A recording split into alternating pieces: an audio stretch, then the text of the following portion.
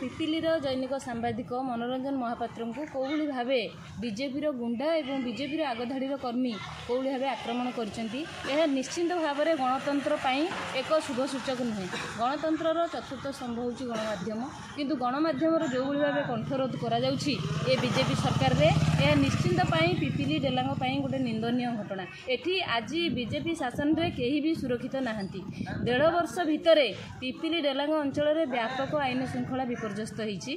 अतीत में देखी मुख्यमंत्री प्रोग्राम रे सिफारे कौली भाव दैनिक सांबादिक आक्रमण होता और काली जो भाई घटना घटी स्पष्ट प्रमाणित होची आईन प्रशासन ये मुख पलटि और ये जनता अंध साजिंट। आज जदि जड़े कार्यरत सांबादिक एमती आक्रमण कराऊँच सत घटना लोकलोचन को आसापी ताले ये साधारण नागरिक भी न्याय पाइबार वंचित हम।